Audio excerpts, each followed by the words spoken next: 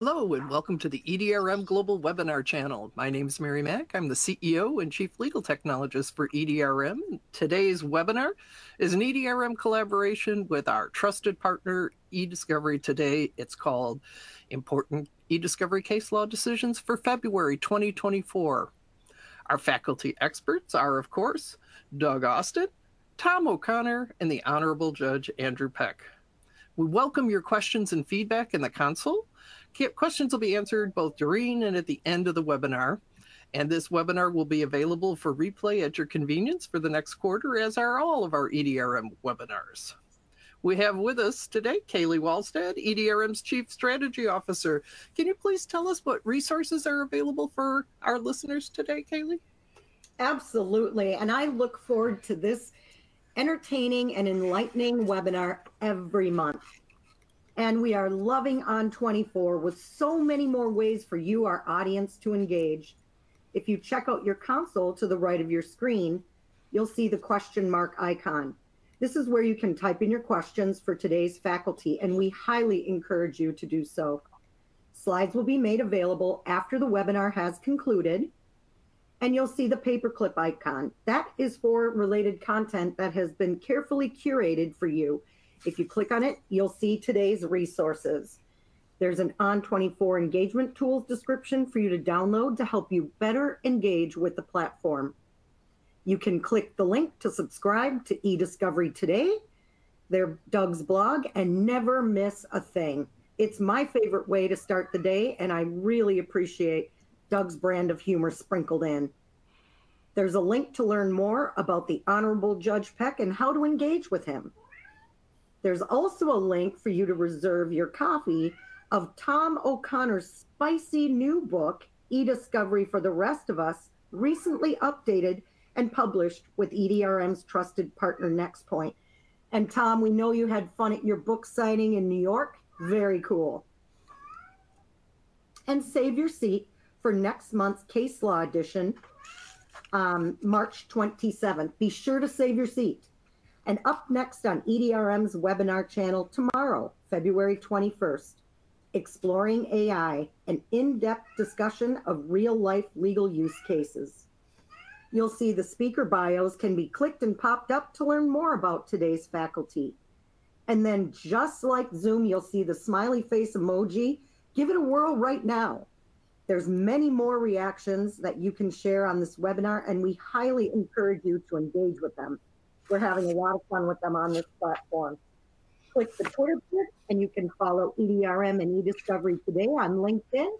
And back to you, Mary. Thanks, Kaylee. So without further ado, our faculty, we've got Doug Austin, of course. He is the founder and editor of EDRM Trusted Partner eDiscovery Today. Doug's an established eDiscovery thought leader with over 20 years experience, providing eDiscovery best practices, legal technology consulting, technical project management services to numerous commercial and governmental clients. Doug's published a daily blog since 2010 and has earned JD Super Awards 3 times. And I also made him a little younger. Let's make that 3 decades. I'll take it. There we go. And speaking of 3 decades, we have Tom O'Connor as well. We've got affectionately known as Tom O. He is a consultant's consultant, a speaker and writer in the area of computerized litigation support systems. Most recently, he self-published eDiscovery for the Rest of Us, and our trusted partner NextPoint is also publishing it as well. Tom's consulting experience is primarily in complex litigation matters where he's worked with firms of all sizes, including the plaintiffs in the BP litigation. He's also been appointed as a technical consultant by various federal and state courts on other cases dealing with large amounts of electronic evidence. And the Honorable Judge Andrew Peck is a Chambers-ranked senior counsel at DLA Piper, where he advises on copyright and trademark matters, and also serves as a resource for the firm and its clients on litigation strategy and eDiscovery issues from a judge's perspective.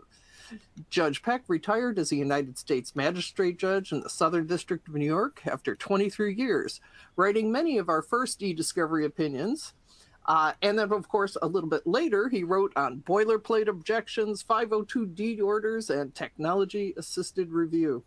EDRM is grateful to all three gentlemen for their service on the EDRM Global Advisory Council. And Doug, do we have cases to talk about today? Indeed, we do, Mary, and welcome everybody. Valentine's Day may have been last week, but today is for lovers of eDiscovery case law, which apparently Kaylee's cat is now one of them because she's cat's made an appearance too. So we do have another 6 cases to discuss this month, addressing topics including disputes over possession of devices, discovery in native format after PDF production, privilege determination of employees' work emails, scope of 30B6 depositions, forensic examination of ESI sources in an IP case, and remediation protocol for technology-assisted review. As a reminder, we do welcome questions, and we'll try to get to as many as we can, and we'll send out a copy of the slides after the presentation, so look for that too. And of course, any ideas expressed by us here today are our own, not those of our organizations, clients, or partners. All lovers of eDiscovery case law should know that by now. And before we get started with these cases, here's a quick note about the webinar format and sources of cases. This is the latest in a series of monthly webinars about case law, and the cases we discuss each month will be those covered on eDiscovery today. We provide links to each of the stories about the cases, which in turn have a link to the actual case ruling, where you can check out the full ruling itself. These case law rulings are available courtesy of Kelly Trigger's eDiscovery Assistance site, which is a great resource not only for case law, but also for federal and state rules, checklists and forms, and a glossary of legal and eDiscovery terms.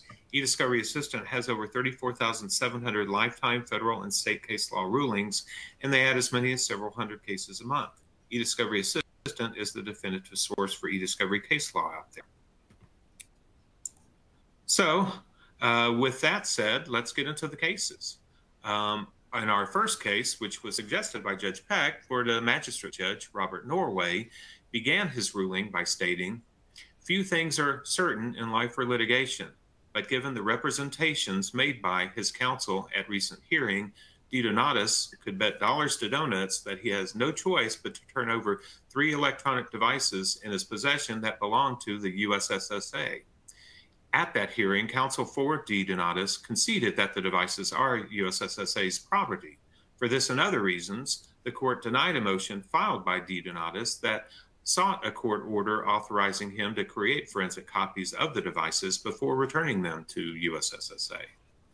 Elaborating further, Judge Norway stated, "The organization is prejudiced by the failure to return the devices in another way, too. Organizations know what their employees know. DeDonatus was once USSSA's chief executive officer. Given that he is now on administrative leave and his relationship with USSSA has soured, the devices contain evidence that the organization needs to determine what DeDonatus knows, when he learned about it, what he did about it, and who was involved." Including his analysis, Judge Norway stated, "In short, DeDonatus' failure to return the USSSA's devices frustrates the organization's collection efforts, stymies its investigations into the events that form the basis of plaintiff's claims, and thwarts the preparation of the organization's defenses. DeDonatus must return the devices to USSSA immediately." He also stated in a footnote, "Counsel for the movement reports that he ought to confer with counsel for DeDonatus about this matter several times since December 3, but did not succeed. Counsel are reminded that they are required to promptly respond to requests for a good faith conference from opposing parties. Counsel are warned that a response that occurs more than 2 business days after a request is not prompt. The court will impose sanctions on counsel and, if warranted, parties who do not respond promptly to requests for good faith conferences." So Tom, DeDonatus just wanted to make forensic copies before turning over the devices. Was that not a reasonable request? Hey, I think we can all agree that when a judge begins his opinion by saying, "Dollars to donuts, you have no choice but to turn over the devices," reasonableness has not been considered part of the equation. That is not the sort of opening salvo you hope to hear from the bench, right? Right. Yeah. In a vacuum, would that be reasonable? Sure. But I think the more telling thing was, as the court said, shortly after that, right there, they're not his. Okay, it wasn't his property. But even more telling, I thought, was your last paragraph where they appear to have violated several times Judge Peck's outstanding amendment to FRCP 1, where the court said, they didn't respond promptly to requests for a good faith conference. What did he say? The response that occurs more than 2 business days is not prompt. So, yeah, again, in a vacuum, would that have been reasonable? Maybe, but given the fact that they seem to be brushing off the other side's attempts to discuss the matter, it was clear the court didn't have any patience with them. Yeah, absolutely. Yeah, it's never a good sign when the the judge starts a ruling, kind of getting on their soapbox a bit, which certainly seemed to happen here. So Judge Peck, Tom just referred to that footnote. So, in it, Judge Norway stated that counsel for the movement reports that he sought to confer with counsel for DeDonatis about this matter several times, but did not succeed. If DeDonatis counsel did confer, could that have changed the outcome? I think so, because if there had been a true meet and confer, the concession that DeDonatis's counsel made to the court of, yeah, of course it's USAA's material, could have been done before there was a motion filed with the court. So it is somewhat a violation of unwritten rule 1.1, don't piss off the court.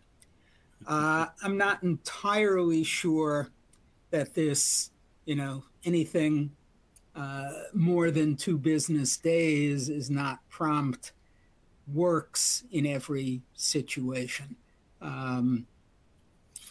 The other point I would make is I wonder what would have happened if DeDonatis had used a vendor to make a copy quickly instead of asking the court for permission to do it, to just do it and then return the devices to USSAA. What would have happened, at least if nothing went wrong? If and when in doing that they had accidentally wiped the device or something, yeah, then the problem would have been even greater. That's for sure. Yeah, absolutely. Yeah, certainly interesting. Well, so Mary, one of the unique considerations about this case is you've got 2 parties on the same side of the V disputing here. So what recommendations do you have for our audience on how to address disputes between parties on the same side of the V? Well, first you have to see, who is the true leader, and a leader generally has a follower. So will the other party follow the leader? And so you have to know what the lay of the land is there, and then have good top-level communication across the parties, and then within their own organizations. They have to know what they need. They have to know what they want. But as they go through the case, having some regular cadence calls are good, so that you can communicate information on a regular basis, and then also listen for things like tone, and make sure that if there are frustrations, that the right types of communicators are deployed to see what is that frustration.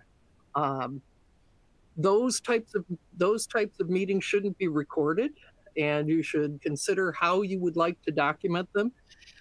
They should be certainly documented in facts and not legal theories or catastrophizing. And then, of course, identify and quantify, prioritize whatever issues come up, figure out if it's a legal, technical process or personal conflict, and then deploy the right resource to resolve it. But overall, approaching with a partnering mindset rather than a throw under the bus mindset or I'm going to hold back and withhold mindset, that's really, really important when you're on the same side of the V. And then, of course, reinforce whatever you learned with training, a process change, or a reporting change.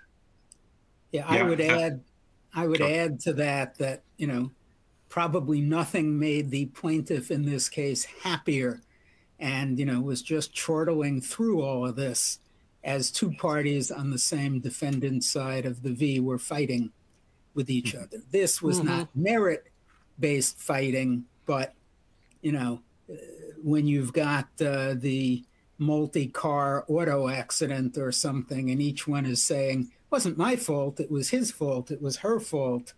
Boy, is the plaintiff happy with all of that. Yeah, indeed. And certainly great points, Mary. That's clearly what the parties didn't do in this case, and led to this case law ruling. So interesting one, and unique. And we'll move on to something that isn't as unique, but a type of dispute we haven't covered in a while, a classic form of production dispute. It involved claims of systemic waste, fraud, and abuse in the operations of a medical facility, which was sold from the defendants to the plaintiffs. The billing practices of PAMF were the subject of a review of by the New York State Office of the Medicaid Inspector General. The plaintiffs provided the pertinent patient files from the electronic medical records of PAMF in PDF form. The defendants sought an inspection of the electronic medical records in their native form and filed a motion to compel native form production of those records. Defendants argued that in addition to the PDF records, they needed access to the EMR in native form to see things like the templates, functions, drop-downs, and buttons available when completing a chart, and identify who prepared, reviewed, viewed, or documented entries in a particular chart, and obtain access to all medical records for that universe of patients, among other things. Plaintiffs countered that defendants didn't request that the ESI be produced in native format originally, and that they produced the ESI in a reasonably usable form. And they argued that they produced the ESI in the form that such information is produced in the ordinary course of business to the insurance carriers.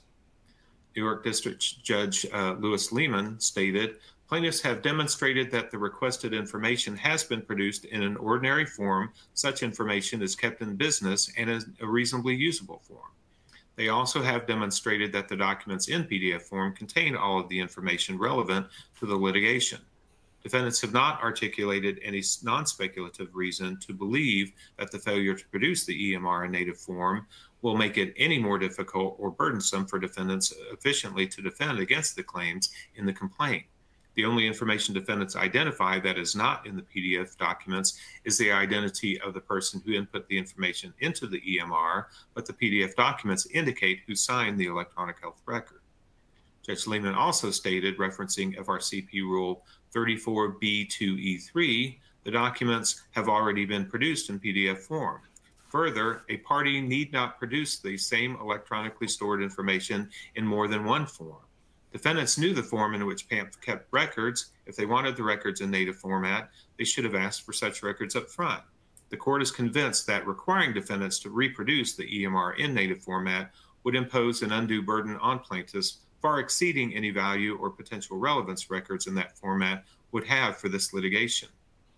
So, Judge Peck, if the defendants had requested native form in the first place, would you have granted that request if you were on the bench? Or do you think the plaintiffs made a good showing that PDF files were a reasonably usable form?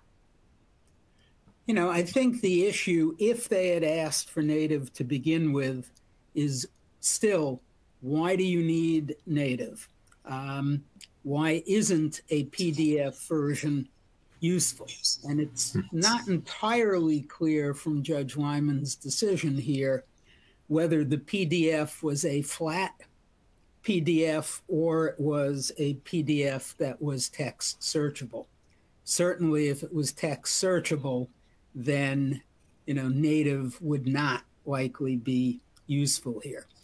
But, you know, if they had argued that one doctor claimed to see 100 patients an hour, and that's clearly, you know, signs of fraud or something, and that they need the native to be able to sort the data to find that sort of thing, you know, by doctor, by date, by time, sure, then maybe native would be useful. But again, if you don't follow the rules, then you got a problem. You know, the rules say, tell the other party the format you want. And if you don't do that, you get what you get. Mm-hmm. Yeah, yeah, and you know, we've certainly covered cases like this before, so it's probably a good reminder every now and then to cover a case like this again, just to keep reminding people this is what happens. So absolutely. So Mary, this seems like a basic failure of defendant's counsel to take advantage of Rule 34, what Rule 34 offers in terms of requesting forms of production. Do you agree, and do you think mistakes like this equate to malpractice? As Judge Peck said, you know, it wasn't following the rules. Well, the whole thing about form or forms of production has been around for decades. And so any attorney that's handling cases with medical records absolutely should be conversant with medical record systems. And that means Cerner and Epic. Those are the two leading platforms. But just like in eDiscovery, we've got platforms, and then we have the implementation of the platform. And so each hospital system or insurance company or whoever's using the Epic or Cerner system is going to customize that to their needs. So if you think you're going to need the database information, you should ask for it right away, as Judge Peck said. And you know, barring that, you're in a scanning and then an extraction mode to create your own databases, which is never a good place to be. I don't think it's adequate. And so now, does it equate to malpractice?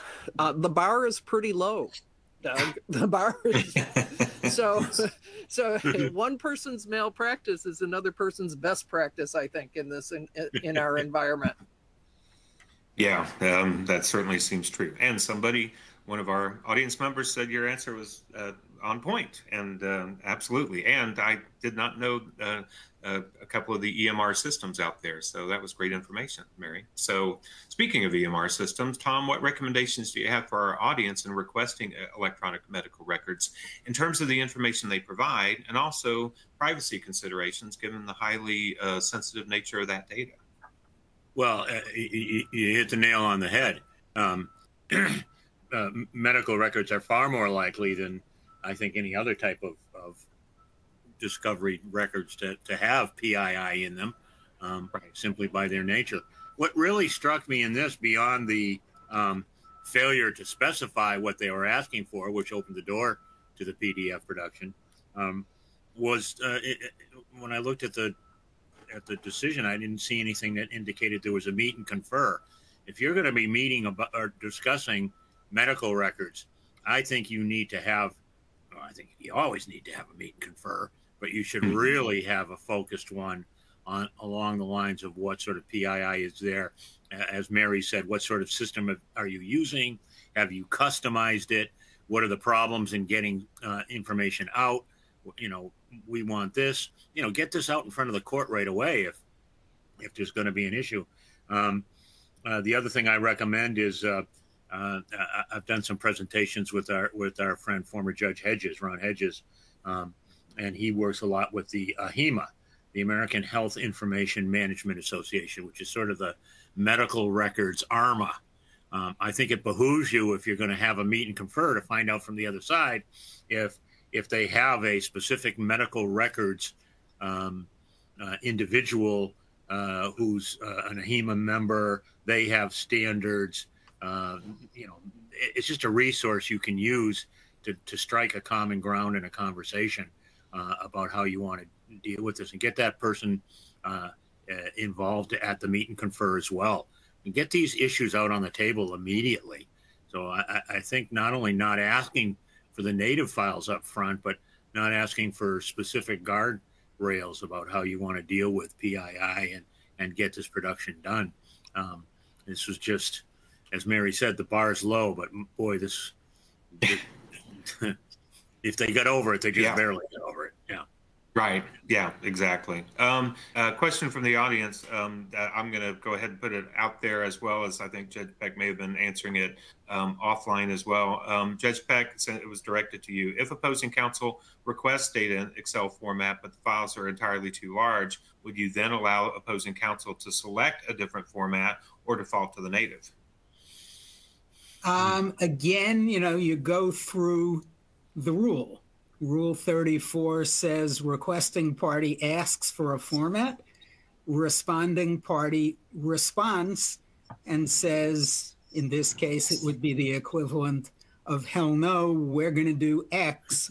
And then, the effective and, the best practice here is the parties should sit down and talk about it and not just be sending nasty grams back and forth. I want Excel, too bad you're not getting it, but I want it, et cetera, et cetera. Right. Exactly. Yes. Yeah. Great points. And certainly, a case that we continue to, learn about, requesting a form of production and best practices. So I'm sure we'll see more of these cases. But we'll move on to the next case, which gives us our first Yogi Berra quote of the month, deja vu all over again. I was waiting for that, Doug. Yeah, I didn't want to disappoint you because this was the perfect one because if you paid attention in last month's webinar, you may already know the answer to that, as Judge Peck referenced this case in last month's webinar. So we thought we would cover it in detail here. And in this case, LPMC issued subpoenas to 3 of Mr. Gallisrud's former employers. In those subpoenas, LPMC sought to compel production of all communications from 2008 to the present between Gallisrud's work email addresses and 9 other email addresses, among them that of Mrs. Gallisrud. Relators sought to quash LPMC's subpoenas on the ground that some of the email messages between Mr. Gallisrud and Ms. Gallisrud included communications with their attorneys and were therefore protected under the attorney-client privilege through OEC 503.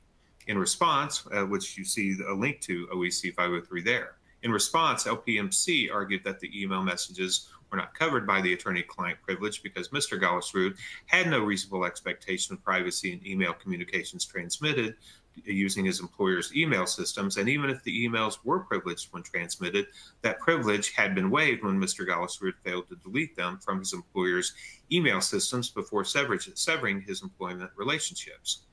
Gallisrud submitted a supplemental declaration that stated his understanding was that none of his 3 employers monitored the use of his computer or email. He had received no notices that they were monitoring his email use. No third parties had a right of access to the computers or email accounts he used, and his computers and email accounts were protected by passwords known only to him. The trial court issued a letter opinion advising it would sign LPMC's proposed order and denied Relator's request for clarification of its prior ruling, ultimately denying Relator's motion to quash the subpoenas.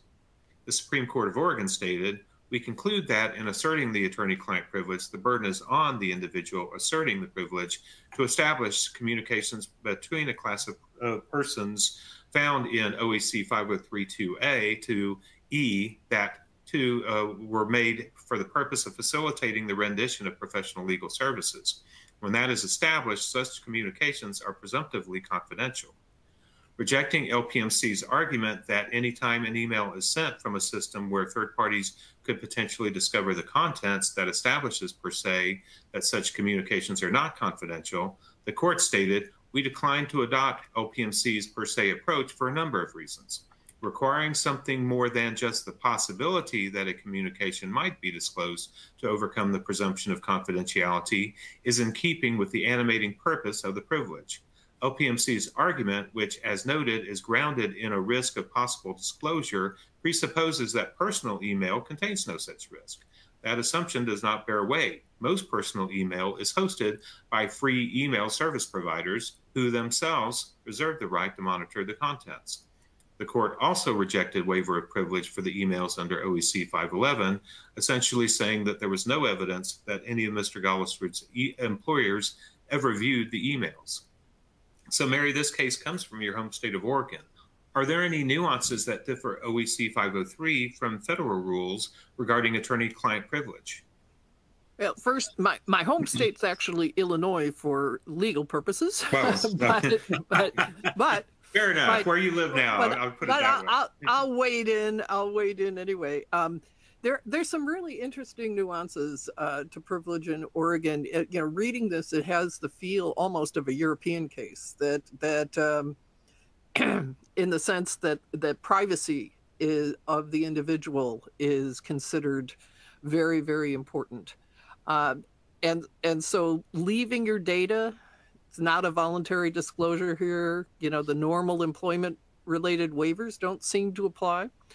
But as I looked into it more deeply, the Oregon Supreme Court ruled that public records ordinarily protected from disclosure under the attorney-client privilege must be disclosed if they're more than 25 years old. So they're cutting privilege. And then they broaden the privilege with attorney-client privilege is squarely covered in communication between corporate employees who are discussing the types of things they need to discuss in order to present a question or information to a lawyer for the purpose of obtaining legal advice. So the privilege is a little bit broader there. And so I think you have to look very carefully at the Oregon rules and the case law there, because it is different than the federal rules. Mm-hmm. Yeah, absolutely. Well, great information. So, Tom, are you surprised that 3 different former employers apparently failed to issue regular notices to their employees that their emails weren't considered private? Is there any justification for failing to do so? Well, what I find really interesting is that we don't really know if that's accurate or not. As the court pointed out, the only information or evidence in the record regarding email policies came from Mr. Gollisrud in his supplemental declaration. If there was a failing on the part of the other party here, nobody discussed whether there were policies and procedures. They seem to bet the farm on that per se argument. And as we saw from the case you mentioned last month, having a formal policy, which is distributed to everyone upon entry into the company, is, I think, really the first step, even before you have additional notices that might pop up when you do email or whatever. We don't know that those people didn't have it, but that's only based on his assertion in a declaration, and that part was never really argued by the other side. So it strikes me as odd, although maybe not impossible, that 3 different companies didn't have some sort of email policy. Yeah, it does surprise me a lot too, because that's pretty common these days. So I mean, you could see one not having it, but at least based on what he was saying, none of the 3 had it. Right, which is a bit surprising. But that's an assertion that went uncontested. Right, exactly. Yeah, great point. So, Judge Peck, of course, you referenced this case last month when we discussed Sickles v. McDonough, was the case we covered last month, where the court there found privilege had been waived. So was the difference here simply the lack of notices or instruction that emails weren't private, or are there other reasons why this case resulted in a different outcome? Well, the 2 cases are exactly the same, except for 2 major differences. One, the facts, as Tom was already saying, that in Sickles, there was very clear evidence from the company of the notices to the employees, et cetera, et cetera. Here, in contrast, the former employers were not really involved, and Mr. Gollisrud said, nope, I never got any notices, et cetera, et cetera. So that's, big difference number 1. Big difference number 2, and this goes back to what Mary was saying, what is the choice of law? In Gollisrud, in a case in state court, Oregon's law applied. In Sickles, federal rules applied. And generally, in a diversity case in federal court, you'd go back to the privilege law of the state involved. But if it was a federal question case, as Sickles sort of was, then you would use the general federal law on privilege, which is much more likely to find waiver than Oregon here. where Oregon basically has a presumption that it is privileged and that there's not a waiver. So other than that, everything was the same, but I do want to make sure we don't lose the forest for the trees here. And, best practice, particularly if you're a plaintiff lawyer with individual clients, make sure they are not emailing you from their work email account and probably not even emailing you from their Hotmail or Gmail account, but via the employer's system. Yeah, no, absolutely. Great advice for any case, regardless of what the court decides. So, yeah, very interesting contrast between last month and this month's cases to take a look at there. And we'll move on to our next case, which involved allegations that the 4 defendants who were employees of the plaintiff began work for a competing company while continuing to work for the plaintiff and unlawfully used trade secrets and other confidential and proprietary information. The defendants served 4 30B6 deposition notices, all identical except for the name of the defendant, requesting a full day deposition for each defendant. Plaintiffs served objections to the topics presented and stated it would produce a corporate representative to speak to the designated topics at a single one-day deposition. Defendants asserted that plaintiff's proposal is not workable, and they are entitled to 4 separate depositions on all topics listed, subject to amendments made by defendants' counsel. Plaintiff agreed to produce a representative to testify on 5 topics, and while objecting that 9 other topics were duplicative, agreed to produce a representative to testify on them too. Plaintiff did object to testifying on 5 topics as not reasonably particular and 11 topics as duplicative. Regarding the 5 topics with the objection of not reasonably particular, Nebraska Magistrate Judge Cheryl Zwart stated, Rule 30b-6 clearly states that the party requesting the deposition must describe with reasonable particularity the topics to be discussed. These topics are overbroad and not reasonably particular. Plaintiff's motion for protective order as to these topics will be granted. Judge Zwart gave mixed rulings regarding the 11 topics with the objection that they were duplicative, permitting defendants to inquire regarding some of them, while finding others duplicative to the extent that defendants attempt to depose both plaintiff's experts and the 30b-6 representative on the same topics. Regarding the request for 4 full-day 30b-6 depositions, Judge Zwart stated, defendants argue that they should not be deprived of the discovery available to them had plaintiff filed this lawsuit against each defendant separately. However, this argument is contrary to Rule 1. Whereas here, defendants each seek the same overlapping information and will be participating and represented by the same counsel, a separate 7-hour deposition is not necessary or justified for each defendant. Denying the request for full-day, denying the request for 4 full-day 30b-6 depositions, Judge Zwart stated, the court finds that a 12-hour deposition of Wilbur S. Ellis's corporate representative is enough time. If, as defendants maintain, the deposition topics cannot be combined because there are separate factual allegations and claims as to each defendant, they may each have 3 hours of dedicated time. Or the defendants may choose to combine certain background information or topics and separate others, identifying which questions are posed as to each defendant. The time may be divided however defendants choose, but the collective time shall not exceed 12 hours. So, Tom, is it fair to limit separate defendants to 3 hours of 30b-6 deposition testimony when they each have their own case to defend? Well, I think, at first blush, you might say no, but I thought the judge did an excellent job of walking through the points that you just described and saying why it was justified in this particular case. The particularity issue, the duplicative issue. I thought I think it was in the second paragraph, one of the paragraphs, or the third. There may be overlapping information, but defendants are going to be represented by the same attorney. So a separate deposition isn't necessary for each one of them. And then the last paragraph I thought was great. If you think there's things that need to be separated out, you can separate them out, but maybe you should think about combining some of the background info and asking similar questions.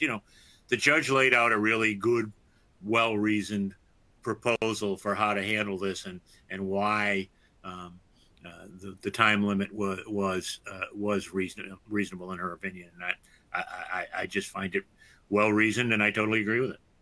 Yeah, so do I. So Judge Peck, have you ever encountered multiple defendants each wanting their own full-day 30v6 deposition? And if so, how did you, or if not, how would you handle such a request? You know, as Tom was saying, I think there is a difference between multiple defendants with separate counsel and here, you know, one counsel representing all of them. That certainly prevents the problem we saw 2 cases or 3 cases earlier today with the defendants fighting among themselves. But it's hard to say, you know, something needs to be done separately for each when there is enough commonality that they're represented by the same counsel without any apparent difficulties with one lawyer representing 4 parties. I don't remember it ever coming up in front of me for a 30b6 topic, but I definitely recall several times where the number of interrogatories was sought to be extended. You know, the Rule 33A says a party may serve on any other party no more than 25 interrogatories, including subparts. And let's say the plaintiff would say, okay, there are 3 defendants. I'm going to serve the exact same interrogatories on all 3 of them, but I'm going to call 1 to 25 for defendant number 1, and then 25 to 50 for defendant number 2, and therefore get more things answered. And no, I did not allow that. Yes, I can see you rejecting that too. So Mary, another consideration in this case was that several of the requested topics were thrown out as not reasonably particular or duplicative. So what advice do you have for our audience on how to develop an appropriate list of topics for a 30b6 deposition? Well, the first thing is to lose the kitchen sink mentality that you have to throw everything into your 30b6 deposition, and then also to lose the boilerplate objection mentality. So as an example, the judge said topics 1, 17, 28, 29, and 30 seek testimony about all factual allegations, documents, plaintiff's responses to all written discovery, and all of plaintiff's briefing in support of or in response to motions filed in the case. My goodness, how broad can you get? And then to you mean that's overbroad, Mary? I'm shocked. I'd say it's not reasonably particular. And then to send a bunch of deposition topics that are absolutely identical with the exception of the defendant's name. I mean, how duplicative do you want to be? So the important thing is to be surgical. What do you need that you don't have? Or you haven't nailed it down enough that only the deposed human in person can give you. From the other side, you know, limiting 30b6 witnesses, and you know, you'd think, oh, what's the deal? It's just duplicative. I mean, I've seen it where 30b6 witnesses are called out for discrepancies in their depositions, because you're dealing usually with somebody who's not an attorney, who sees things in in business or technical contexts, and they can easily get bollocksed up. So it's important not to have too many of those. Right. Yeah. And discrepancies was what I suspected was kind of part of the rationale of having 4 different 30v6 depositions. They were looking for opportunities to create those discrepancies. That's that's what I kind of saw in it, is that, hey, well, I'll do it, and then we'll point out the inconsistencies as we go. So certainly notable there. Interesting case, and we'll move on to our next one. which is another IP-related case. And this one involved allegations of misappropriation of trade secrets by a former employee of the plaintiff who, quote, downloaded and sent plaintiff's proprietary customer and billing information from her work email address to her personal email address at least 5 times, unquote, and failed to return her primary company laptop.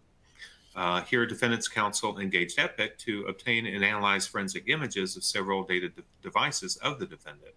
Epic conducted a forensic analysis to determine if Andrews, defendant Andrews, had downloaded, accessed, emailed, or otherwise distributed a specific billings Excel spreadsheet, but found no evidence to indicate that she had. Epic also attempted to determine if the file or contents of the file were used within the LVL laptop, or if the file had been perhaps renamed so as to hide it from discovery. Didn't find that either. Plaintiff filed a motion to compel a forensic examination of defendant's devices and systems, seeking to ensure that the search for Azenta information is complete by hiring a neutral forensic expert to oversee Epic's work, where defendants would be required to list all devices and accounts on which Azenta information may have existed. Epic would then identify which of the listed devices it previously had examined, and Epic and the suggested forensic expert, Dr. Shook, would collaborate to image, analyze, and report on any devices or accounts not previously examined. Andrews argued there was no legitimate reason to allow Azenta or anyone acting on behalf of Azenta to have access to Andrews' personal electronic accounts and devices, considering that a forensic examination of the relevant devices and accounts already has been performed. Andrews instead suggested that plaintiffs should depose the forensic examiner regarding his findings and Andrews herself. Regarding the burden versus the benefit of the proposed forensic examination, California Magistrate Judge Jill Burkhart stated, although the instant motions state that plaintiff would bear the cost, this is an oversimplification and disregards the additional expense Andrews will face, noting that such an examination would result in additional time to be spent by Epic in consultation with plaintiff's proposed expert, as well as the additional expense of Andrews' counsel's time in conducting a review of the second forensic report and all ESI identified by the report for privileged and purely personal information prior to their production to plaintiff. As a result, Judge Burkhart denied plaintiff's request, stating, the court finds that the burden of the additional cost to Andrews under plaintiff's protocol and the time both parties, experts and counsel would expend substantially outweigh the benefit plaintiff would likely receive, particularly considering plaintiff has other less burdensome methods available to it for discovering the relevant information, such as deposing Andrews and Massoud.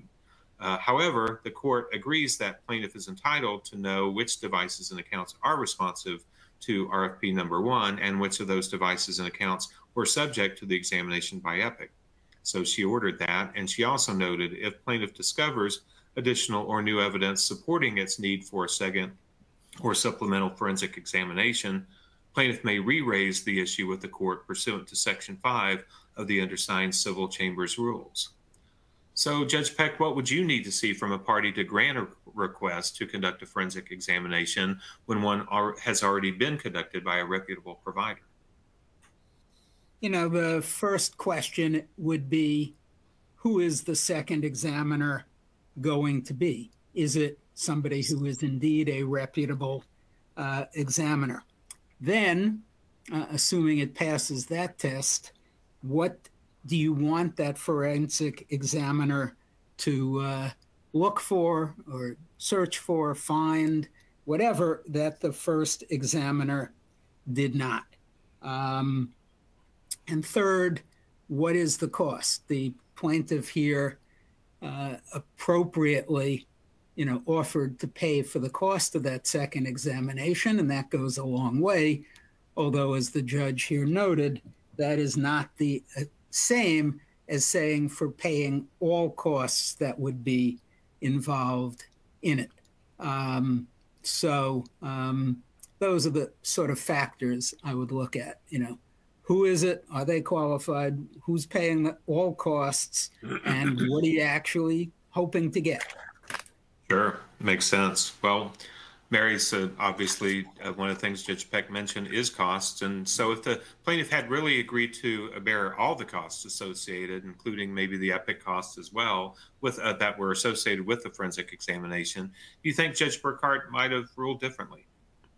Yeah, possibly, if the costs included that review. But, just because we can doesn't mean we should, like, re-forensically gather and then analyze something. Because hard drives are like lovely storage units that are surrounded by trash dumpsters with litter all over.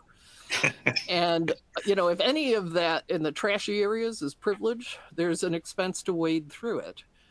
So it's better to do something like that right from the get-go with a neutral, I think.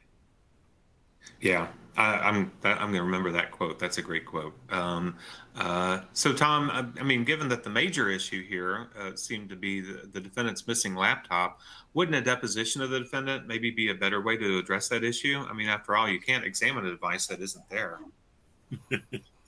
I don't know. I think a good forensics examiner could do that.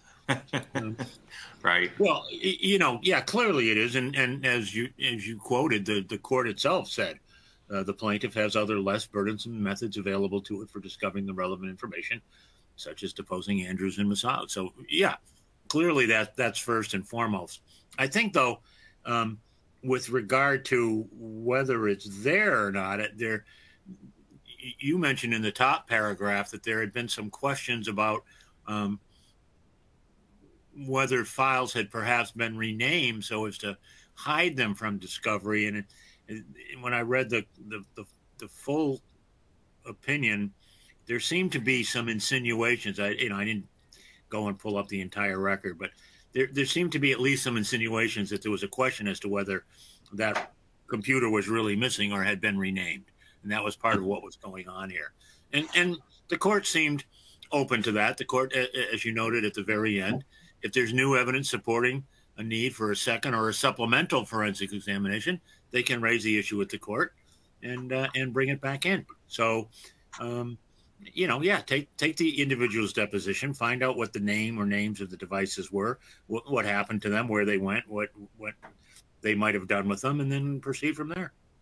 Right. Just one caution on that. This is an alleged wrongdoer, alleged trade secrets theft. The deposition questions are much easier to evade, avoid, and have memory failures or just lie than what the device might well show. So I would be reluctant to say, well, we can't do a forensic exam because it's too costly or whatever. Let's just ask the alleged wrongdoer if he or she did anything wrong. And, shockingly, that person will probably say, no, I didn't download any of that. I did. Yeah, I don't know what happened to that computer. Yeah. Right. Yeah. Well, given that what we don't mention on the slide here is that there were apparently a couple of times where the defendant claimed she sent it back via FedEx, but the plaintiff couldn't find any evidence of that. That's certainly, it does seem absolutely understandable why they would pursue the forensic exam. So, and just at the risk of taking 30 seconds, in a case that I'm involved in at DLA, we got the court to order a forensic examination of the plaintiff's devices, and the plaintiff was in Toronto. We were sending one of our associates and our forensic examiner up there, and lo and behold, the day before the examination was scheduled, the plaintiff had all of his devices, including a printer, in the back seat of his unlocked car in a parking lot. And shockingly, he reported that all of his devices were stolen. I'm shocked.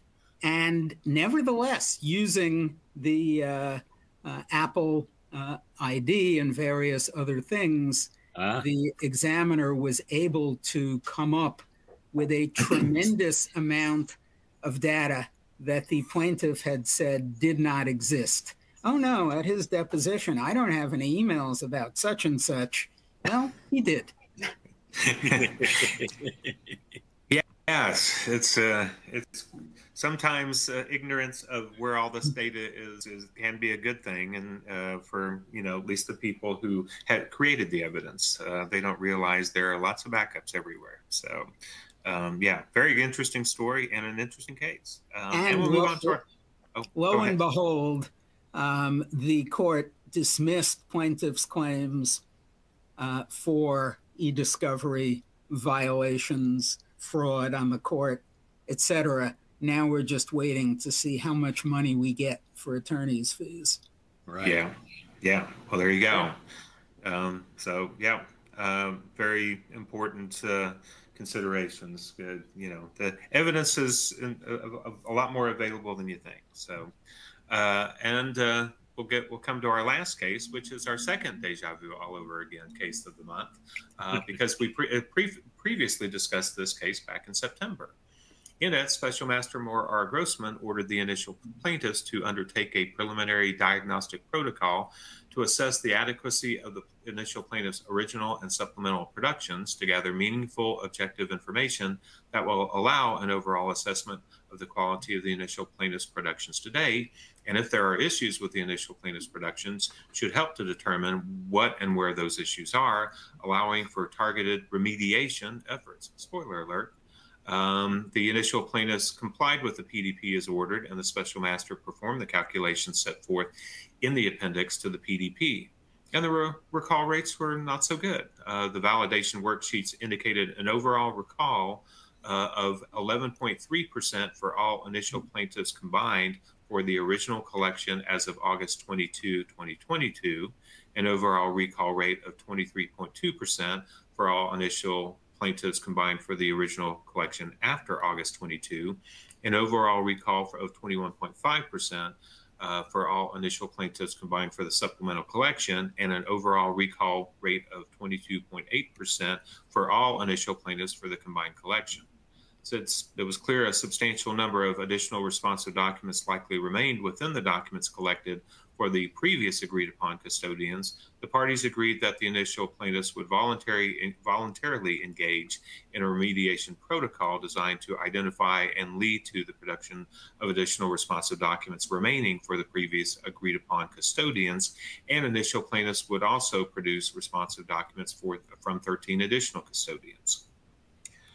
So Special Master Grossman outlined steps for the initial plaintiffs to take to supplement their original production, their subsequent supplemental production, and the new production from the additional custodians.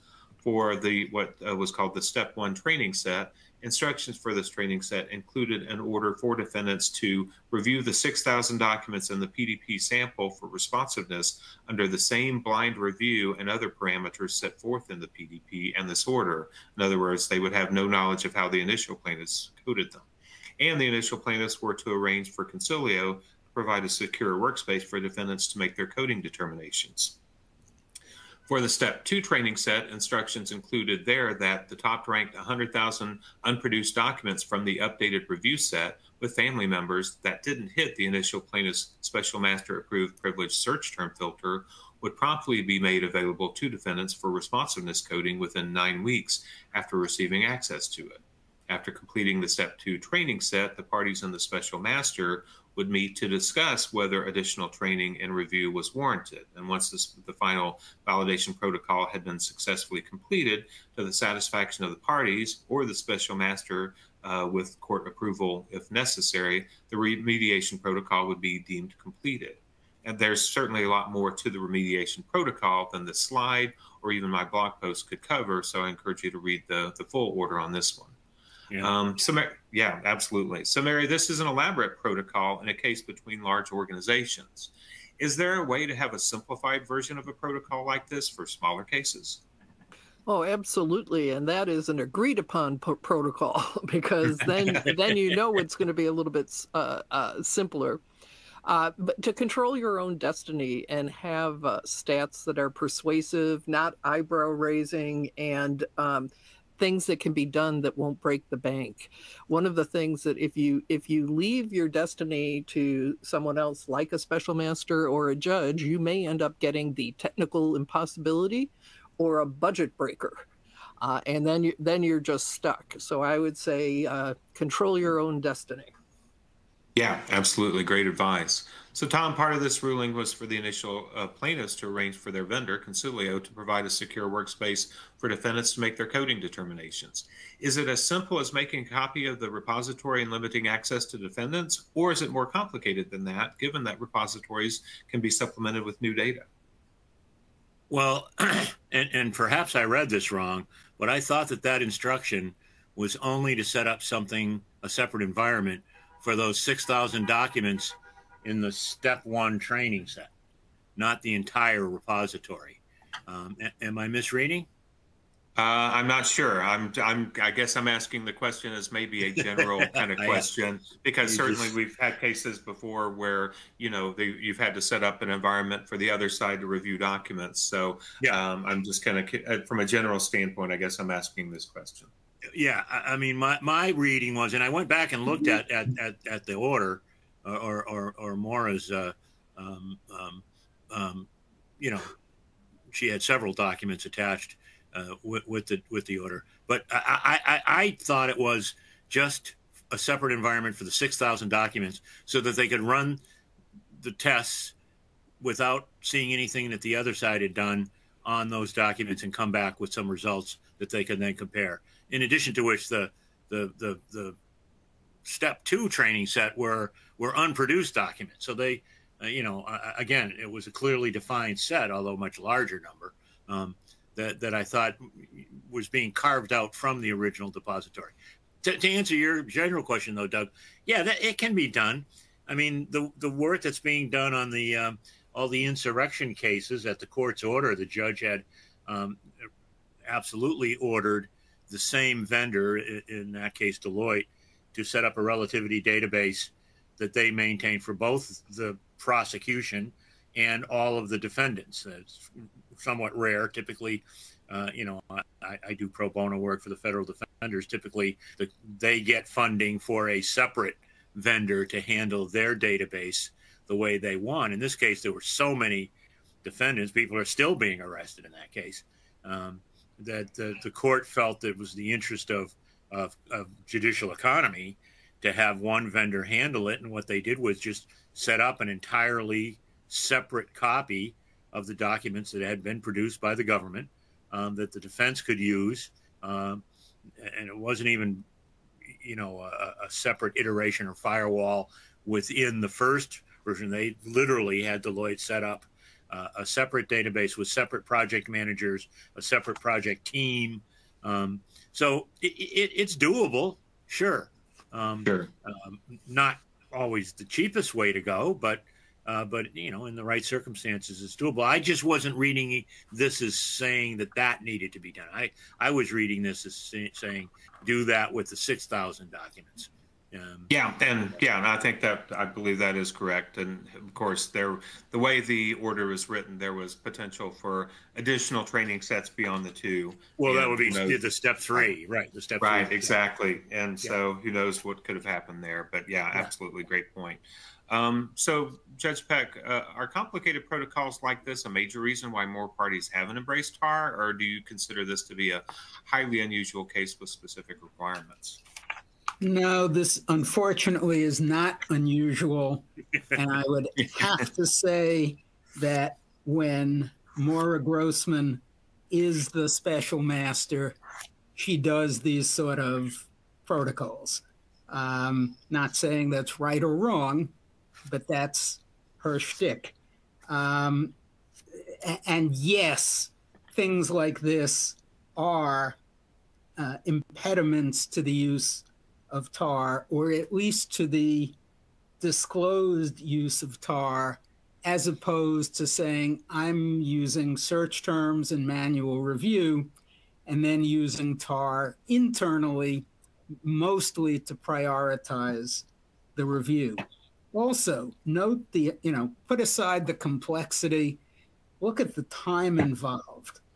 5 weeks for the first round, 9 weeks for the second round, 14 weeks. So we're talking over 3 months.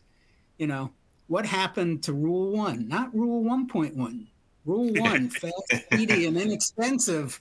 You know, yes, this is a big case, but one could, in many other cases, complete discovery in a 3-month period, not be going around doing further review, etc. So, yeah, unfortunately, all of this testing and validation, all of which are appropriate, but many lawyers would rather avoid that. Yeah. Could they have, Judge, could they have avoided this or at least diminished it somewhat with a more aggressive meet and confer to talk about a protocol? Or was this inevitable? You don't know what's going on behind the scenes. Yeah. But, you know, there are sort of simpler validation protocols, you know, and of course the fact that they said, oh yeah, we're doing great. Oops, 22%, you know, didn't give them much credibility. Yeah. Right. Well, and I will say in the previous ruling that we covered from Maura, she covered some of the history of the disputes there, and obviously they had tried to, you know, they'd had several efforts, including her trying to work with them on those efforts to meet and confer and get to a point of agreement, and ultimately she had, you know, they just couldn't agree. So yeah, there were definitely efforts in that regard. So we are past time. We do have one question related to this case, which is, do you see courts going to court-appointed neutral instead of using master or special master? Which I believe, Mary, Michael Berman wrote an article on the EDRM blog about that very question, where I think he was talking about that becoming a trend. So I'll open up to all of you, but certainly I can see that as a trend.